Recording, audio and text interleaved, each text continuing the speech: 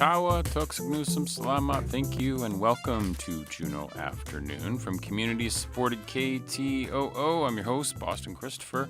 You can also join us via our live stream on YouTube at ktoo.org/JPM Live or on KTOO's Instagram and Facebook pages. Today, on Thursday, November 19th, today's Wednesday, November 19th. Tomorrow, Thursday, November 20th, there are two special one-time performances, and we're going to preview both of them today. At 6 p.m. tomorrow at Thunder Mountain Middle School, the JAMM program presents Swil Kanim, a classically trained violinist and member of the Pacific Northwest indigenous community, the Lumination, and it also serves as a performance for students of the JAMM program. We chat and bit from Swil Kanim. Downtown tomorrow at 6 p.m., the Juneau-Douglas City Museum presents the one-person show Plucky Lady about fearless Alaskan adventurer Mary Joyce. It will be performed by Jan Welch. We talk with Jan about her work and this performance. And we begin today with a return visitor to the program, John Doris from the Northwest ADA Center. Sadly, their scheduled visit to Southeast this year had to be postponed, but the work they do and the resources available and offered to the community are still there. And so we wanted to have John on to talk about all of that. He joins me now via the power of the interwebs. Gnachish for being here today. John, how are you today? I'm great. Thank you very much. Thank you for having me. How are you, Boston? I'm pretty good. Things are going well. I'm so glad that we have the technology that exists to be able to have you on today. So I'm thankful for that. So let's talk about the Northwest ADA Center. Remind everyone what the Northwest ADA Center is. Sure. The Northwest ADA Center is part of the national ADA network. We're Region 10. The country's divided into different regions. Ours includes Alaska, Washington, Oregon, and Idaho. So all of us have the same core mission of providing information and guidance about the Americans with Disabilities Act. We also provide trainings. We can do them in person and virtually, and give people, help them understand what the ADA means for them and for situations that they may find themselves in. So who uses the Northwest ADA Center on the regular? You'd be surprised by the variety of questions we get. Really the whole gamut from people who are, especially today in this economic climate, a lot of people who are in distress, people who need some assistance, pointing them in the right direction for resources that might be helpful. And we get university professors that are seeking guidance about the new DOJ Title II rule about digital accessibility. And then ADA coordinators from cities will call and ask for guidance because sometimes there's a tricky situation. Maybe they're having a temporary event and they'd like a little bit of guidance about what are best practices for proceeding with that event. Wow, I know that the Americans for Disabilities Act is it's entering its 36th year, I believe.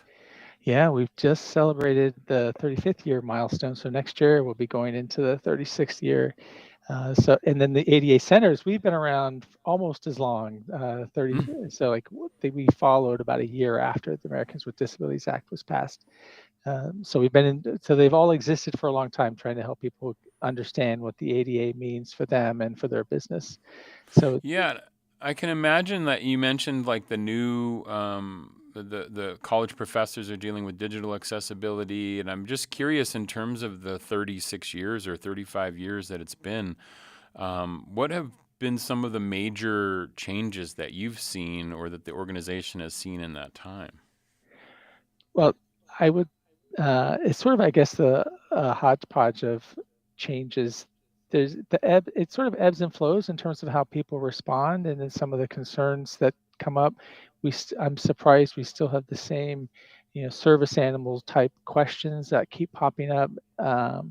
That's kind of surprising, but not too surprising is that we continue to have a commitment, especially from the politicians. This is a nonpartisan kind of thing where there's constant examination of, well, what are we doing now and what could we do better? So where are some of the gaps? Where can we maybe give some guidance on particular issues, like with lodging, for example, and hotels? Mm. And then with the digital accessibility, the courts have kind of led the way with that. You've had a lot of lawsuits, especially with businesses, but also with Title II entities, the state and local governments. If they're putting their services and programs online, and there's a sort of economic efficiency to doing that, well, they need to make sure that people are able to access that if you're going to take away the human factor. I see. Okay. And so I know that the Northwest ADA Center serves a few of the states in the Northwest, including Alaska, and specifically here in Juneau and in the Southeast. What are some of the services or the things that might be accessible for folks here through the Northwest ADA Center? Well, we definitely help them understand what are some of the issues, especially small businesses, for example, helping them understand what does readily achievable barrier removal mean. A small business has less resources, for example. If, let's say, a small business has a website, the expectations are going to be a little bit different about removing barriers for a mom and pop business versus, Ralph Lauren or Polo or Amazon. It's helping them understand the readily achievable barrier removal, effective communication, how those standards apply to the particular business and those individuals. And conversely, with people, helping them understand, well, these are what the guidelines say, and these are the expectations that you should have entering into a situation, and trying to help them, brainstorm and think about ways to approach a situation that may have had some obstacles. So I hear the business aspect of it. Like I love that for small business to be able to figure out how they can make their businesses more accessible, make sure they're complying with the law. And then you're saying too that individuals can find out what they should be expecting from their community as well via the ADA Center, right? Absolutely. Like I mentioned earlier, the service animals, for example, Yeah. helping individuals understand what are the ADA protections. For example, if I have a service animal, I don't have to disclose my medical diagnosis.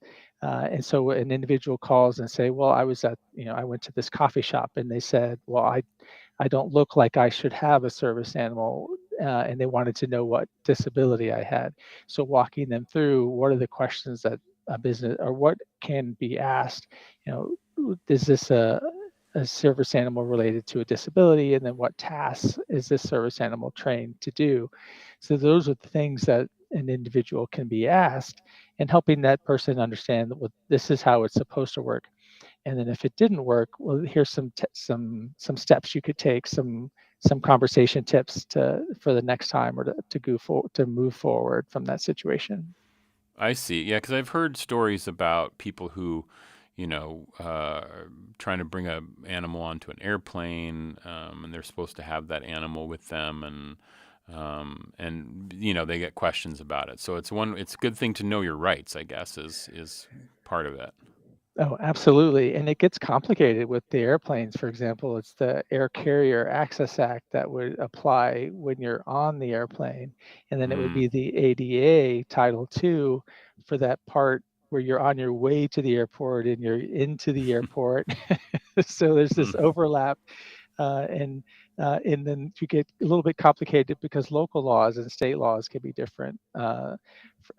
So like Alaska, for example, miniature horses are recognized as a service animal, but the Air Carrier Access Act would say, well, your service animal needs to be a dog, for example.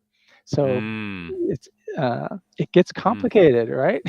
Yeah, yeah, and So that's that, where people need. And I went to your website, and it's fantastic. It's nwadaCenter.org is where you can go to see all of the different offerings that the Northwest ADA Center has, and there's a really great resources page where there's tons of reading material, different links to different subjects that obviously we can't cover all of them here on the radio today. The things that you do, like you said, there's so many different areas and possibilities that people might have questions about. And I think going to the website is one of the best things to do, nwadaCenter.org. You can also call 800-949-4232 with questions. And I'm assuming, is that number during business hours, or can people call that whenever they want?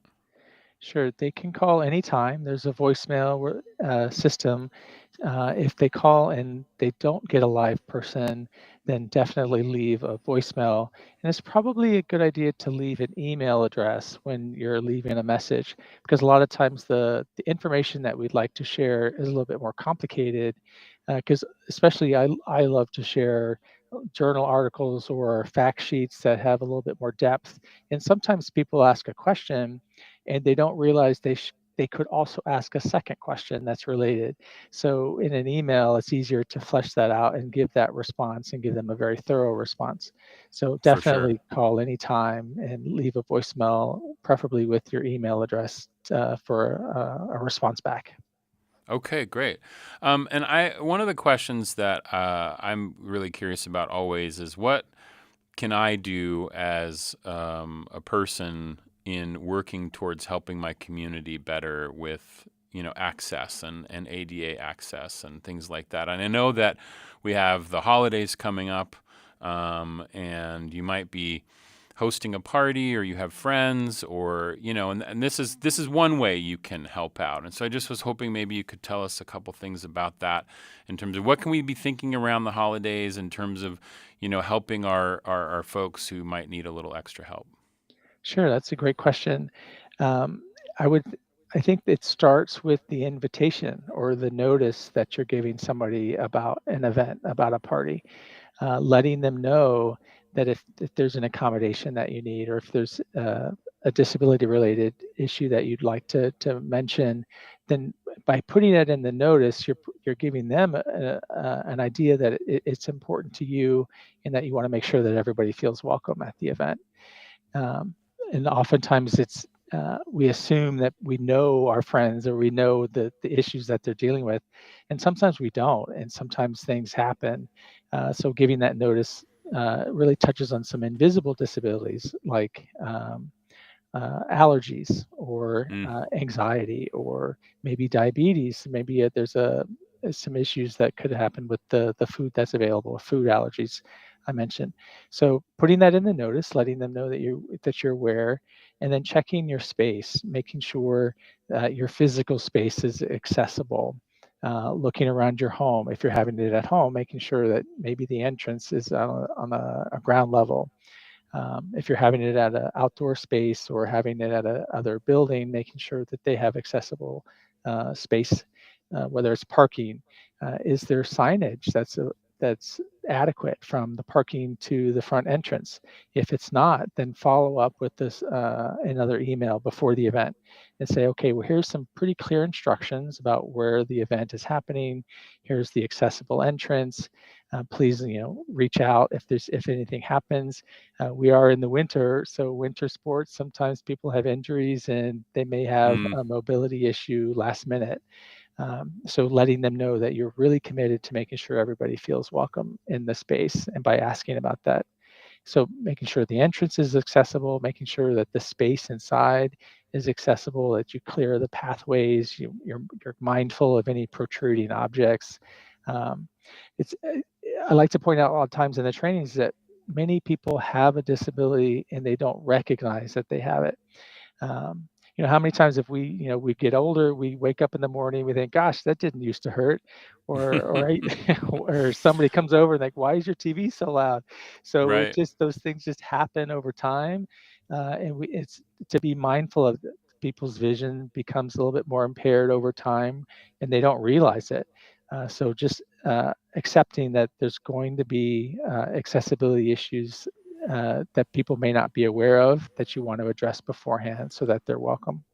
Well, one of the things you mentioned, which I think is, learning for me for sure, personally, over the last few years, and the idea of, invisible disabilities, things that you may not, see or know about a person, and it may not be something that they're necessarily willing to disclose all the time, or maybe, like you said, they may not even know that something's going on yet in their life. But the idea of including something in the invitation, it seems really nice as a welcoming thing to be like, okay, this person, I'm letting you know that please call me or ask me. You're welcoming that question about, hey, what about this at your house? What about this at the office party?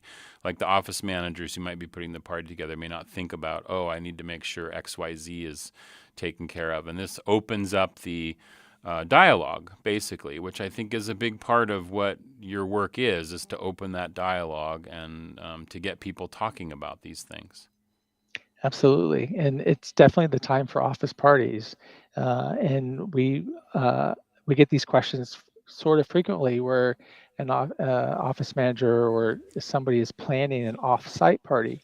So a business may have done so much to make sure their space is accessible, but then they didn't check, is the off-site location accessible?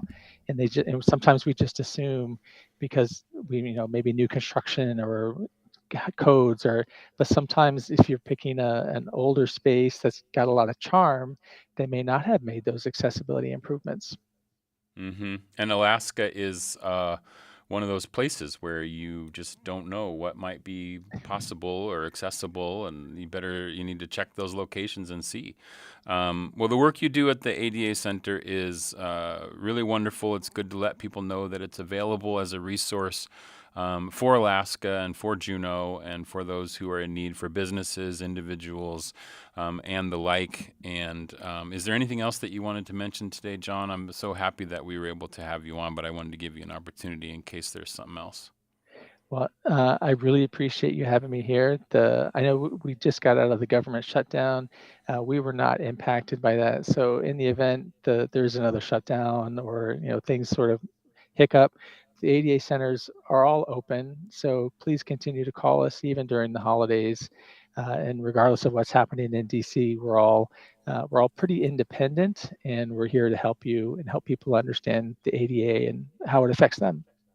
Appreciate it. John Doris from the Northwest ADA Center. You can go to nwadaCenter.org or call 800-949-4232. Gwyneth Cheesh for being here today, John. I really appreciate it. My pleasure. Thank you for having me. Absolutely. This is Juneau Afternoon on KTOO.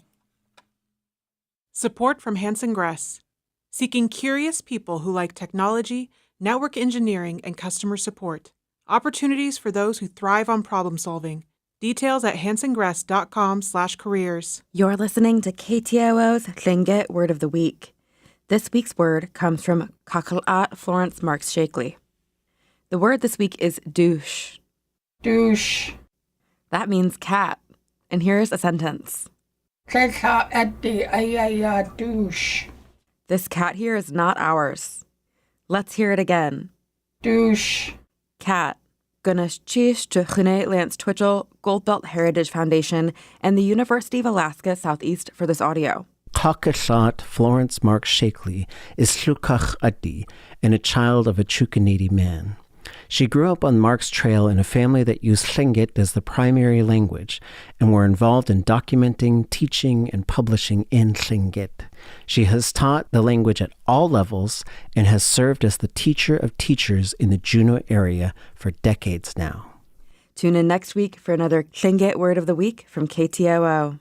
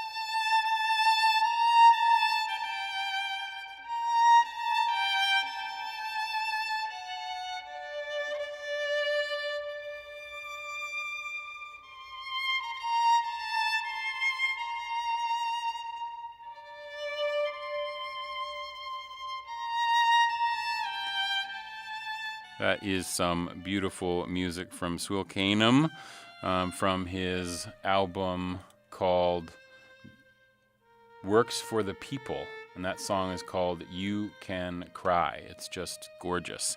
You are listening to Juneau Afternoon, community supported on KTOO at 104.3 Juneau, 91.7 Juneau Ock Bay, and online at ktoo.org. I'm Boston Christopher. You can also join us on our live stream on KTOO's YouTube, Facebook, and Instagram pages. Tomorrow night at Thunder Mountain Middle School, the Juneau Alaska Music Matters, or as everybody knows it, the JAMM program, is presenting a special concert with Swil Kanim, a classically trained violinist, storyteller, and member of the Lummi Nation of the Pacific Northwest.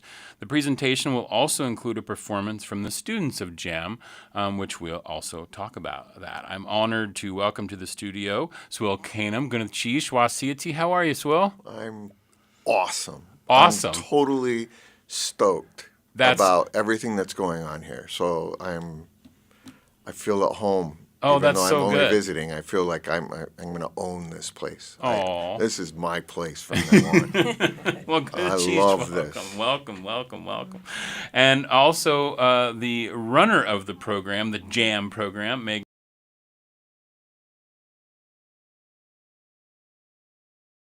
I am doing good. Goodness, Chief, thank you for having me. Such a good opportunity. Obviously, that was some recorded music, but Swil has his violin over there. We're going to get a little live peek at maybe something he might be playing tomorrow. Mm-hmm. But let's talk about a little bit about you have your resume and you've done so much. Like you have, you're obviously a classically trained violinist, but you're also a storyteller. You're a motivational speaker. I prefer inspirational speaker. Inspirational speaker. Yeah. When okay. I was a motivational speaker, I happened to be a drill sergeant in the U.S. Army.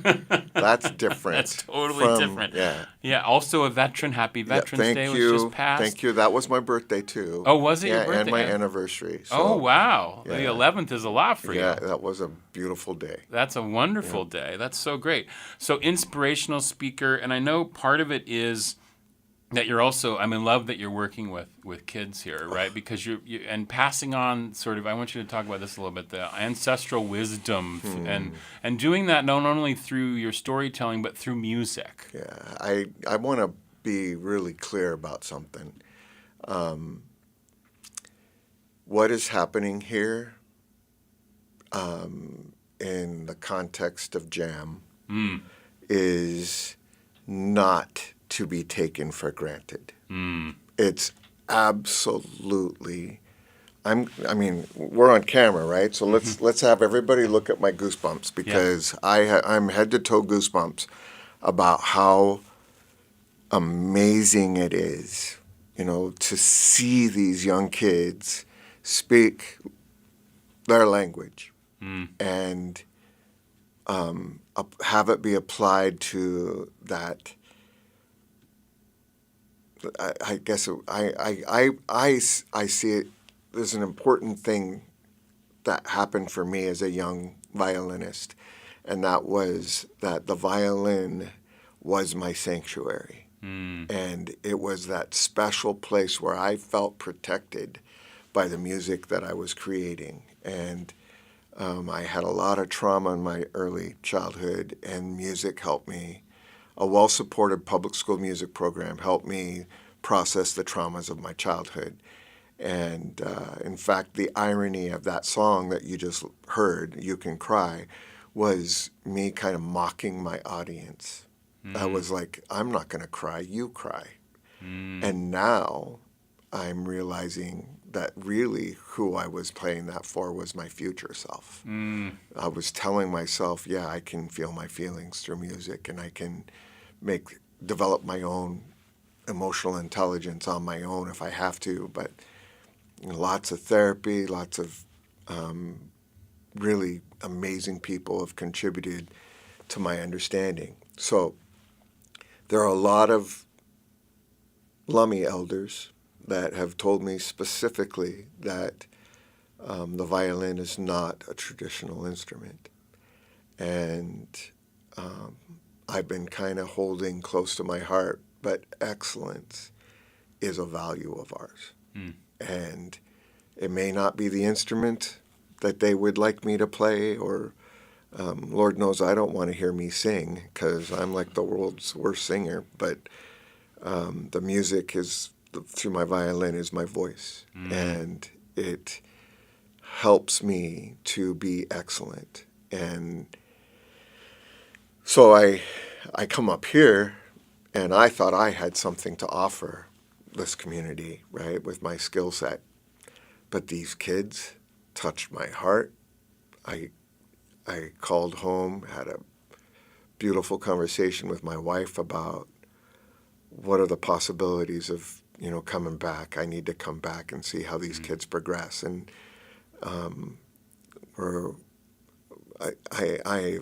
and that's evidence of engagement in itself, like that you want to hear more, that you want to be a part of more.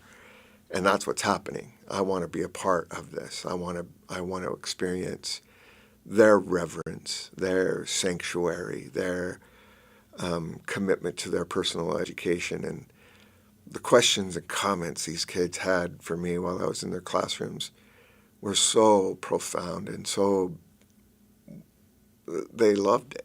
They loved that I showed up and played the violin for them, my own compositions. And I'm hoping that, outside of the context of JAMM, I'm hoping that future composers come out of this, that amazing self-expressions in the future come out of this, whether it be through music, actually through anything. I really think they're developing some well-needed skills, literally how to make a mistake, how to, everybody needs to know how to do that, and everybody needs to know how to work together. Everybody needs to know the power of synchronization, and it's happening. I'm witnessing it with these kids. It's amazing. And they're so young.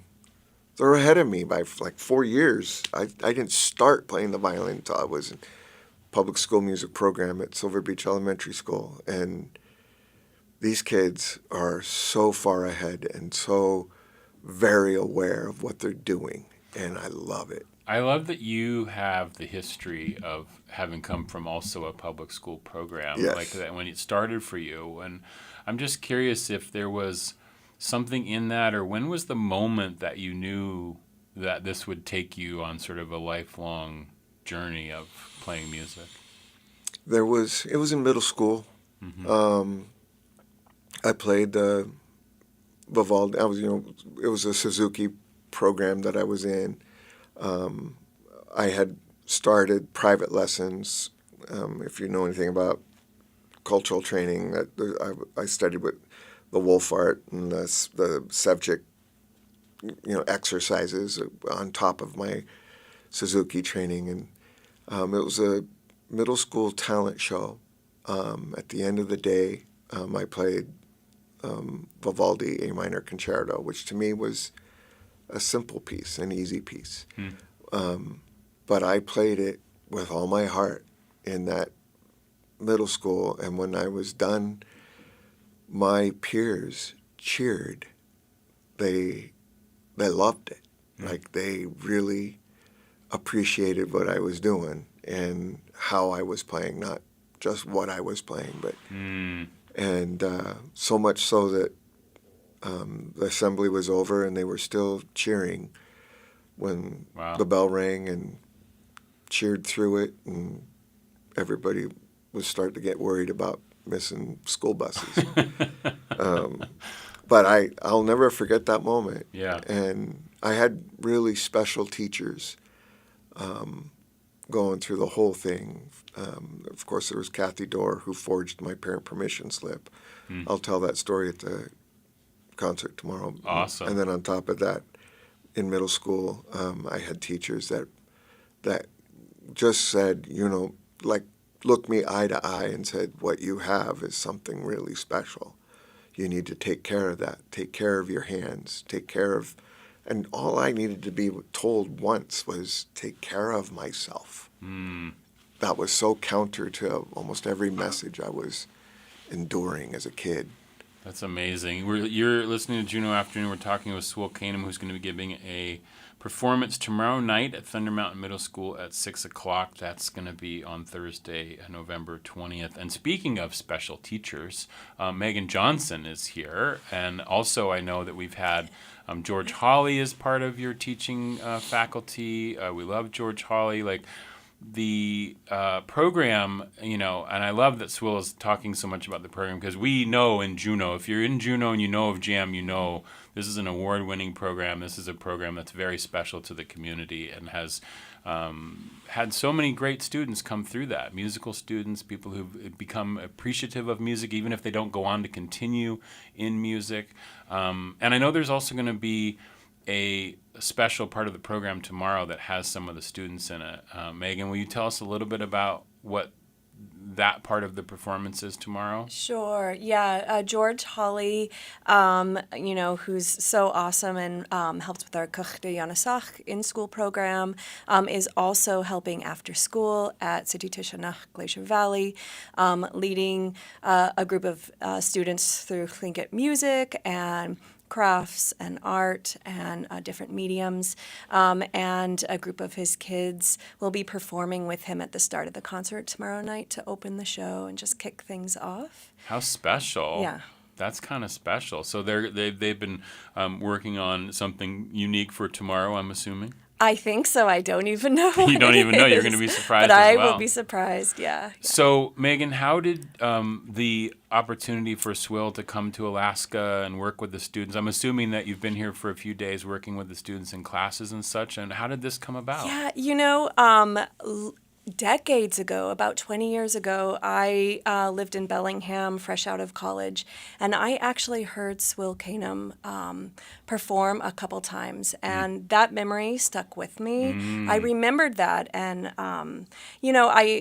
the opportunity to share such an inspiring person with our students is something that I have been working on for the past few years to make happen. And so we were very fortunate to get a grant from the Rasmussen Foundation to make this concert possible, to bring Swil Kanim up for a few days so he can, share and perform for all of our kids and the whole community tomorrow evening.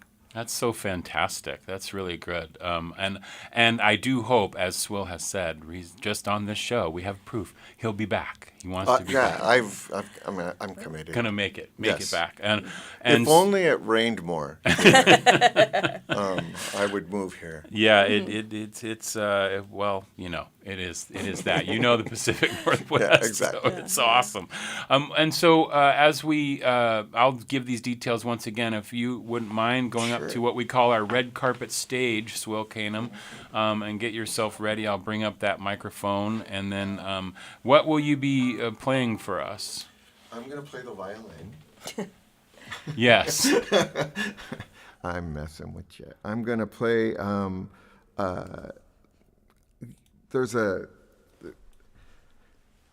it was originally when I was recording an album, my demo album called A Little Boat in the Big River. I wrote a piece or I improv'd a piece that was the intention was the worst piece possible to get it out of my system, because the producer recognized I was too nervous to play. So it ended up being a title track of my demo album. And a poem came out of me listening to it, and it goes, "Imagine the child standing at the edge of a river. The time has come to test a hand-carved work of art on the water.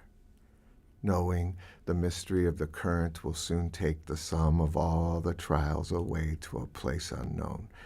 The soothing voice of an elder behind the child says, 'This is good. Your canoe will soon flow to your ancestors and bring them great joy.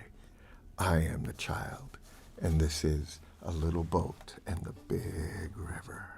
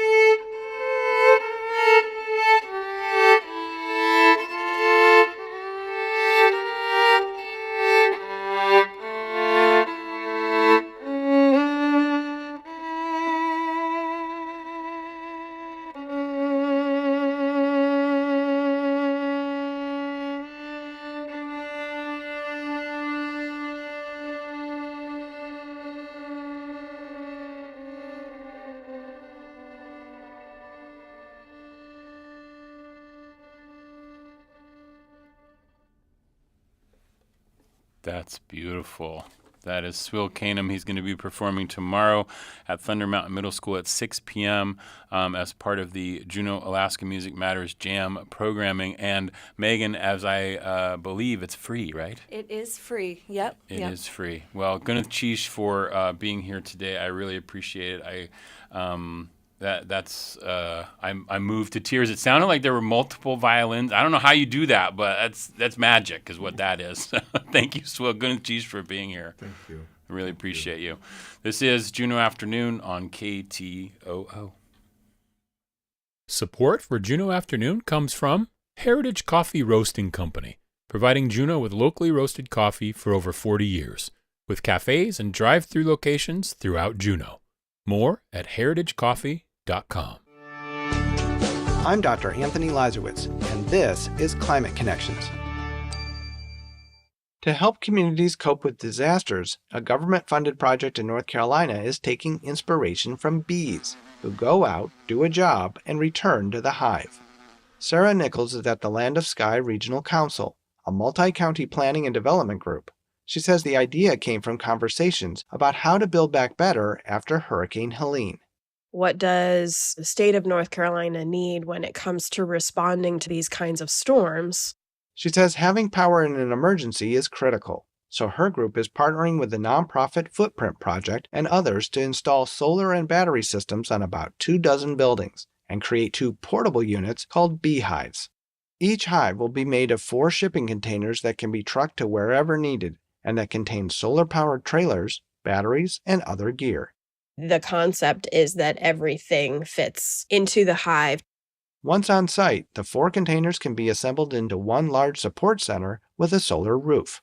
And the solar-powered trailers, or bees, can be sent from there into the affected community to charge phones, refrigerate medicine, and more. So the portable system will help get electricity to where it's needed most. Climate Connections is produced by the Yale Center for Environmental Communication. To learn more about climate change, visit climateconnections.org.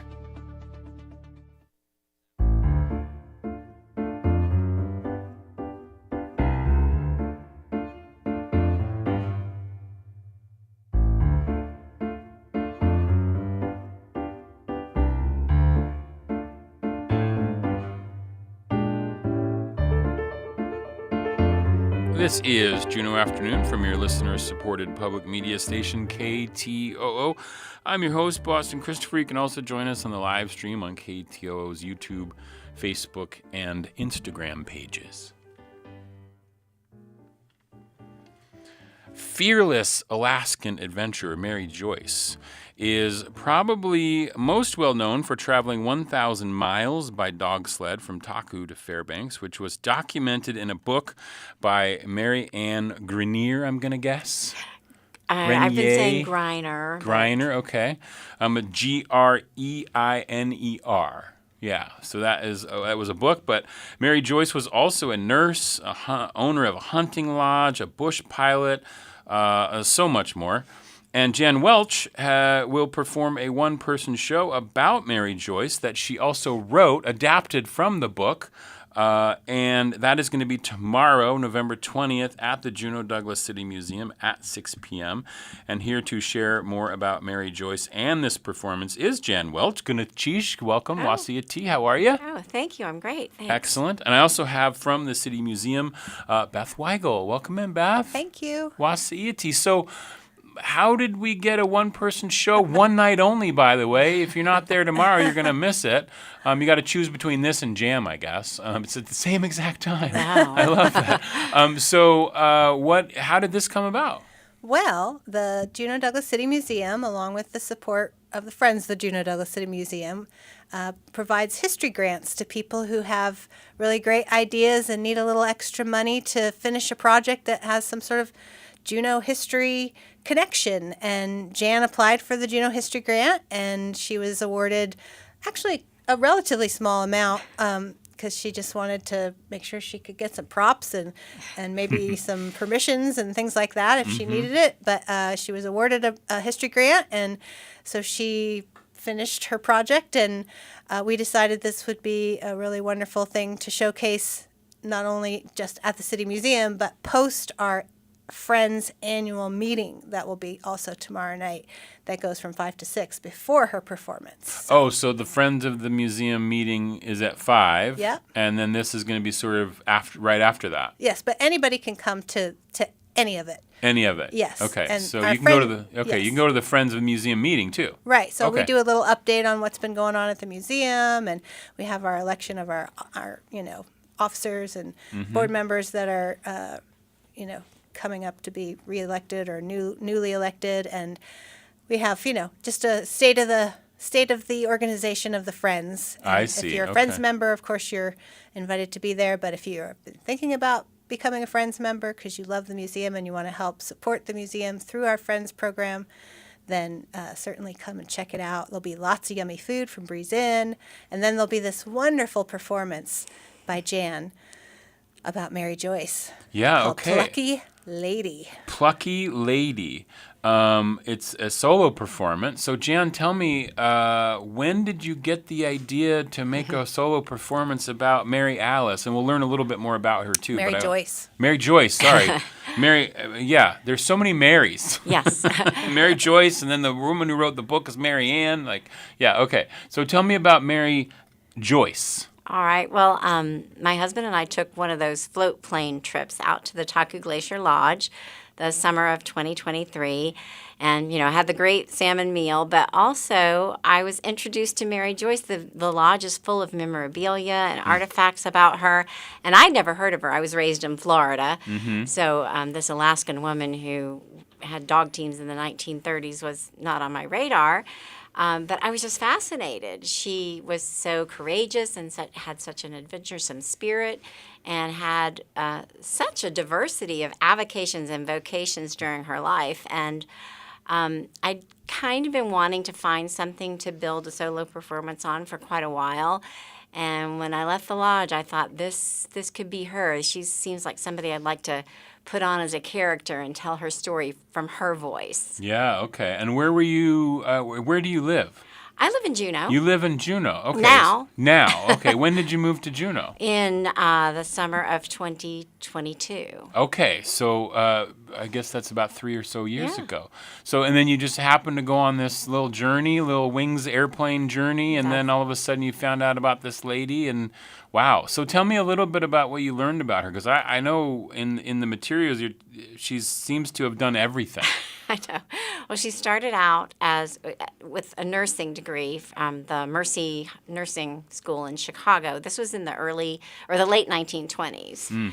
And she and a friend moved to Los Angeles, and she was working at Paramount Studios as well in the first aid station, and also at a hospital where she met this wealthy family, the Smiths. And she and and Hack Smith got along quite well, and the mother hired her to be his private nurse. She was hired to be his nurse, but she was also hired to keep an eye on him because he unfortunately had a morphine addiction and alcohol addiction.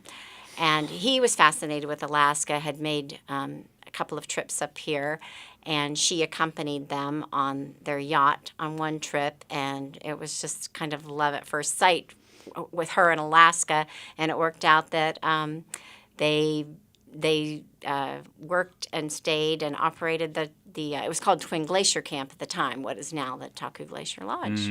Wow, that's amazing, because I know it says here that she was not only a nurse and the owner of a hunting lodge, she was a mink farmer, a stewardess. She was Alaska's first female radio operator. She was. She was hired by the Pacific Alaska Airways. They needed someone who was kind of in the Taku area, so they thought since the lodge was there that would be a good place. As it turned out, it was rather short-lived professionally because the signal, I guess, wasn't strong enough. They got a better signal at Canyon Island. Okay. But she continued to provide weather reports kind of on her own. Yeah, right. But she was Alaska's first Wow. female radio operator. She was a stewardess for Pacific Alaska Airways. She did dog sled trips at Sun Valley in Idaho. This was like later on in her life. She owned 2 bars in Juneau, the Top Hat Bar and the Lucky Lady, which is still in operation. And in one corner there are all kinds of articles and pictures about Mary Joyce. Oh, that's so funny. Yeah, and in fact, my piece is set in the Plucky Lady bar. Oh, that's amazing. Yeah, she loved to tell a story, and so she often would just, entertain her patrons with stories from her interesting many past. adventures. Yes. It seems like. Yes. So as a writer and a performer, how do you take all of this material, all these things that she did, and distill it down into, I think it's about an hour performance? Mm-hmm, just about 50 minutes. 50 minutes. So what of all of her adventures? Obviously, she's most well known, as I mentioned, for the trip from Taku to Fairbanks, dog sledding up there. But what did you focus on, or what pieces did you pull, or where did you find the conflict, Well, I, read the book repeatedly. I don't know how many times I've read the book now, and I used some other sources. I'm lucky because right here in the State Museum is in the archives, there are 6 boxes full of articles and photos and her photo album and her actual manuscript. Because when she came back from her trip, she had made notes every night on index cards. Those cards are in the museum, or in the archives too. And she actually wrote the manuscript but never published it. And then this Marianne Greiner is a cousin of hers, and she published the manuscript with some sort of prologue and epilogue material. So a lot of this on. is sort of in Mary Joyce's words, or it is. It's wow. I'm Mary in the bar, talking to my patrons and telling them about my life. I kind of start out from her growing up. She was from Wisconsin. Yeah. And then the bulk of it is about the harrowing and funny moments that happened on the trip. Oh, that's so great. What a wonderful thing. Like, I was actually going to make a joke. You could probably find some people in the Plucky Lady who may have still known her, right? Like sitting at the bar. They may still, yes, maybe so. So this is going to be tomorrow night, Thursday, November 20th. It's at 6 p.m., followed by the, followed before with the preceded by, thank you, the Friends of the Museum annual meeting at 5 p.m., and then you can enjoy Jan Welch's performance of Mary Joyce. Is that what it's called? What's it called? It's called Plucky Lady. Plucky Lady. And why did you call it Plucky Lady? It's a little play on words because of the Plucky Lady bar. Sure. And I remembered one of the newspaper articles I was reading when I was doing my research said something about her pluck. And I just thought, oh, yeah, she really that describes her well. It seems like a word from that time, Yes. It does seem like a word from the late 20s, 30s, 40s. That's when she was here, right? It was in that time? Yeah. Yeah. She came to Alaska in 1929. Okay. Wow. She's buried at Evergreen. I do want to hear a little sneaky peek if you want to give us a little scene here. All right, sure. Just to set it up, she has just made her announcement of her plans to take this 1,000-mile trip, and it is not met with the kind of sort of enthusiasm and support that she had hoped for or expected. In fact, she actually was kind of ridiculed for the idea of doing this and got sour reactions. But with her indomitable spirit, she was not going to let those naysayers stop her. All right. So I quietly went about the business of preparing for the trip, and I thought if I could travel the same route that the Pacific Alaska Airways took from Taku to Fairbanks, that would be the shortest distance. I checked with a pilot, but he didn't know if there were passes through the mountains at the headwaters of the Kluane and Tanana rivers. But still, the Pacific Alaska Airways let me know they would make sure that all the facilities were available to me along the way. And for my own safety, they wanted me to take a radio. But I didn't know how to use Morse code. When I was a radio operator, I didn't need it for the weather reports to the pilots. And I didn't fancy climbing a tree on a cold night to put up an antenna.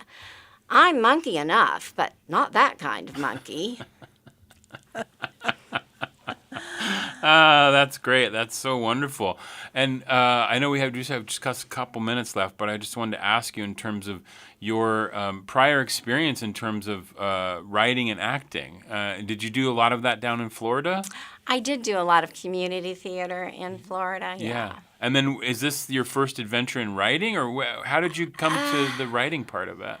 Well, I was a copywriter for an ad agency for many years and freelanced. So as far as writing a performance piece, this really is my first sort of extended piece. Yeah. And it's largely an adaptation. I mean, many of the words are straight from the book. You're just putting it together. Yeah, You're making a story out of it because it feels fun to be able to perform this at the museum tomorrow night at 6 p.m. City Museum. City Museum. Yes, I should make sure we say the City Museum. But it also feels like this could be a fun late night performance at the Lucky Lady. That would be fun. Yes. Because you can't do it just one time. We're going to want to see more. Oh, I hope so. I think she's going to take it on the road. Oh, you're going to take it on the road? Well, there's such a fascination with Alaska, so I'm hoping that I can, yes. Nice. But this is the world premiere. Yes, in a way. In a way. I love that. That's so good. It's a story about fearless Alaskan adventurer Mary Joyce. It's tomorrow night at the Juneau-Douglas City Museum at 6 p.m. You can also join the City Museum for their Friends of the Museum meeting at 5 p.m. tomorrow. And, of course, you can find everything at juneau.org/museum. Sure thing. Beth Weigel, Jan Welch, thank you so much for coming in and sharing with us all about this cool story. Thanks, you. Boston. Goodness, cheesh. Plucky Lady.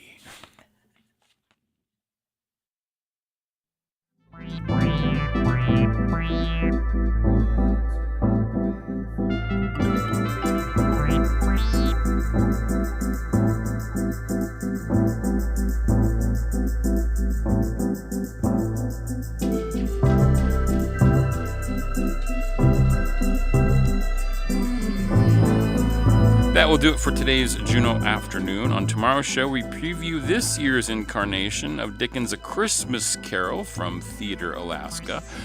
Plus, Tidal Echoes, the journal published by the university, is looking for your submissions. Juneau Afternoon airs Wednesday through Friday at 3 p.m. right here on KTO Juneau 104.3 and KAUK Juneau Ock Bay 91.7. You can find the show online at ktoo.org/Juneau Afternoon. You can also find live stream archives on KTOO's YouTube page. Our theme music is by Indian Agent. Programming support for Juneau Afternoon comes from listeners and viewers like you and Alaska Airlines Club 49, Hanson Grass, and Heritage Coffee Roasting Company. I'm Boston Christopher, producer and host of the program, with help today from Lisa Purvis. Gwyneth Cheesh.